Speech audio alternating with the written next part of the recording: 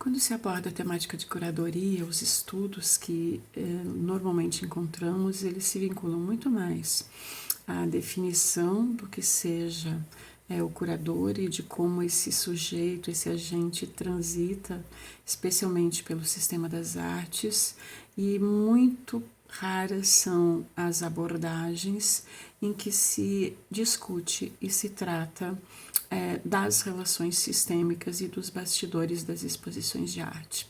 O meu trabalho de dissertação, a minha pesquisa, versa justamente sobre essas relações, sobre esses processos e se localiza a partir de 2 estudos de caso realizados, então, a partir do Reina Sofia, em Madrid, com a exposição Poéticas da Democracia, Imagens e Contra-Imagens da Transição, e ainda os bastidores da exposição Acervo em Movimento, no Museu de Arte do Rio Grande do Sul, localizado em Porto Alegre, no Brasil.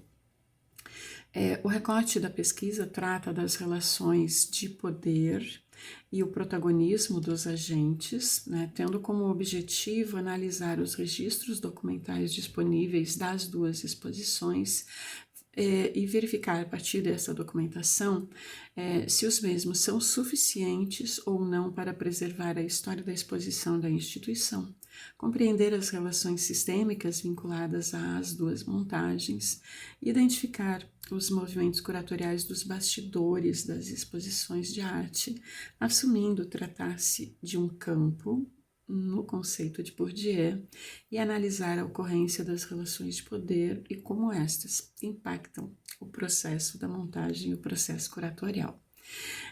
Do ponto de vista da ancoragem teórica, eu adoto o conceito de campo do Bourdieu, em que ele vai nos dizer que campo é um espaço de ação do agente, é um espaço dinâmico e estruturado, ele obedece aos interesses e funciona a partir de regras, como um jogo, e se dá enquanto espaço de atuação desses agentes entre indivíduos ou entre instituições.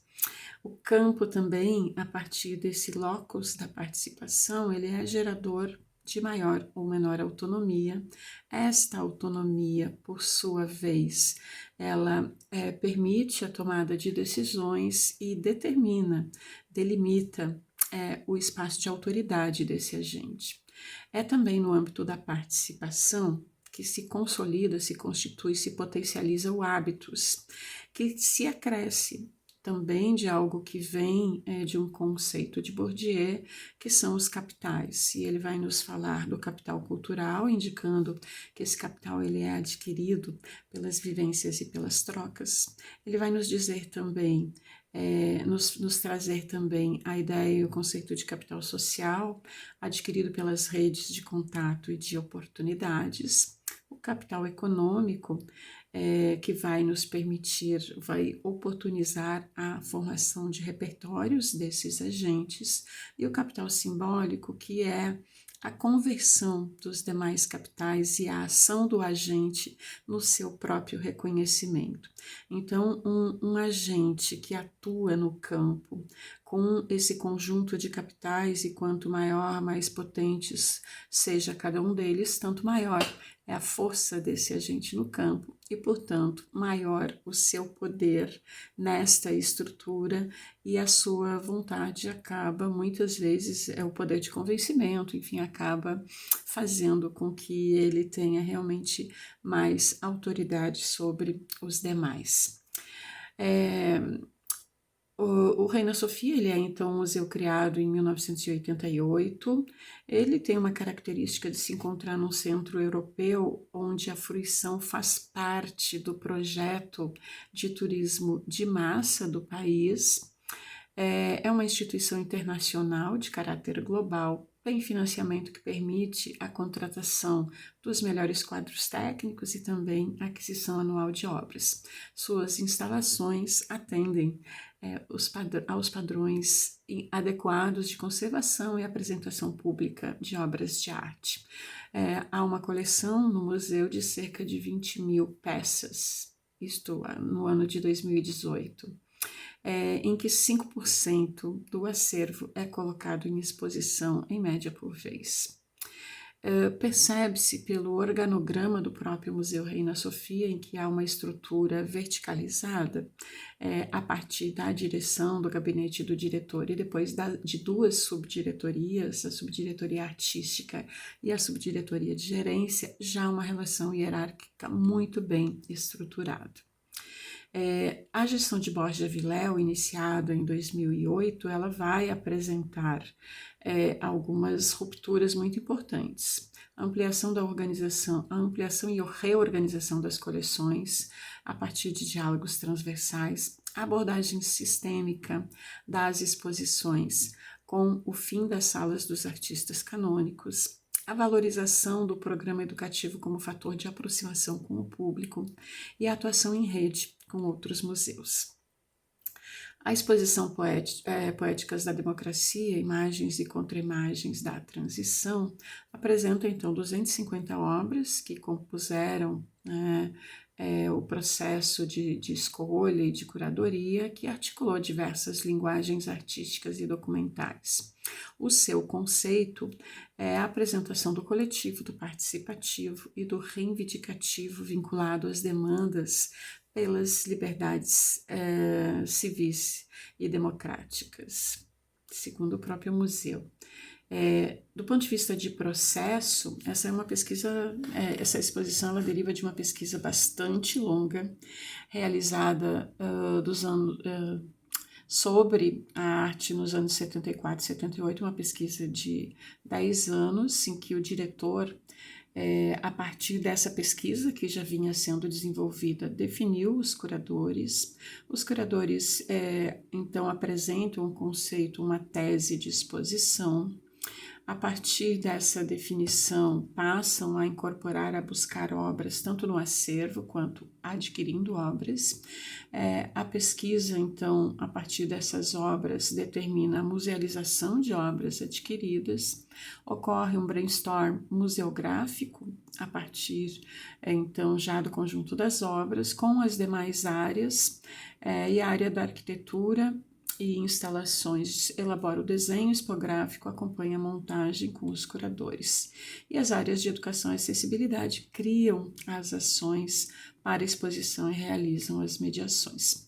Já a exposição de arte do Rio Grande do Sul, Acervo em Movimento, e o Margs é um museu criado em Porto Alegre em 1954, se localiza num polo ainda tímido de turismo cultural. É um museu vinculado ao governo do estado do Rio Grande do Sul, é o principal museu de arte do estado e tem um prestígio nacional. Possui uma associação de amigos que contribui na manutenção e na promoção institucional. Contudo, é um museu de proporções tímidas se comparado ao Museu Reina Sofia. Ele possui nas suas coleções 5.000 obras de arte de linguagens diversas. Seu organograma é horizontalizado, ele possui somente o diretor e depois núcleo administrativo, de curadoria, núcleo de acervo educativo, o núcleo de restauro, o núcleo de pesquisa e o núcleo de comunicação. Vinculado ao núcleo administrativo, a equipe de vigilância, que é terceirizada, e a equipe de limpeza. Então, é uma estrutura também bastante distinta do ponto de vista organizacional. A gestão do atual diretor e que estava na direção no começo da pesquisa, Francisco Dalcol, apresenta também características importantes de rupturas.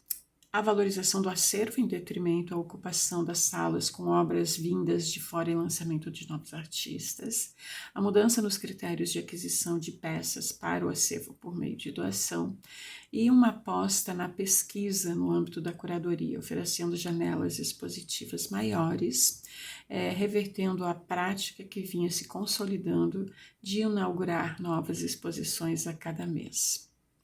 A exposição Acervo em Movimento apresentou inicialmente 67 obras selecionadas pelo diretor, e aí a grande diferença com relação aos processos curatoriais de modo geral.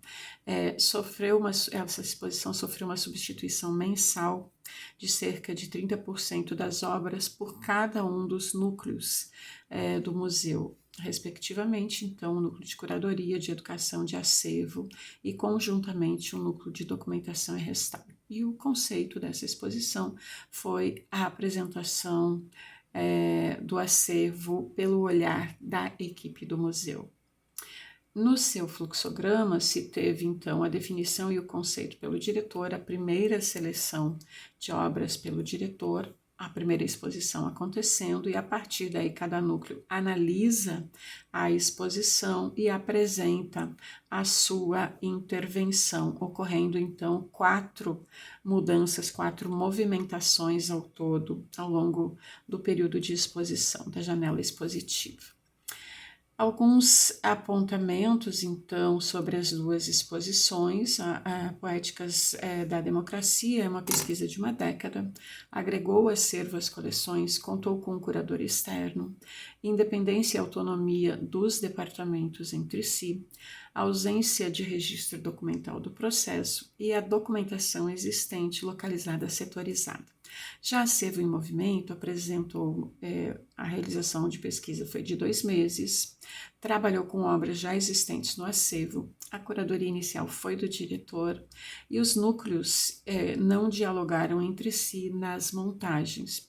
Foi possível perceber uma autonomia relativa, ausência de registro documental do processo e também a documentação existente totalmente setorizada. Essa pesquisa ela se deu a partir de entrevistas, então, tanto no Reina Sofia.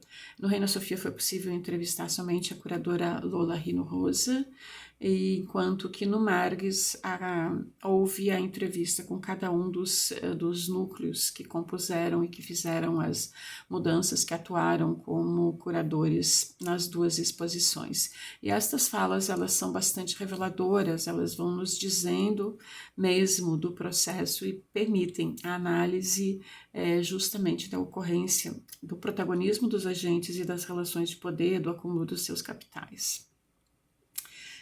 As conclusões que foi possível chegar a partir da análise das falas e dos documentos existentes das exposições, da documentação fotográfica, inclusive, é de que nas duas exposições se observou a insuficiência dos registros documentais para recuperar a história das exposições, a dissociação de documentos entre os departamentos e setores, a ausência de um projeto que reúna todas as informações, incluindo as modificações realizadas no próprio projeto de montagem, já que tal fato resulta do aprofundamento da própria concepção ou de um deslocamento necessário durante a montagem.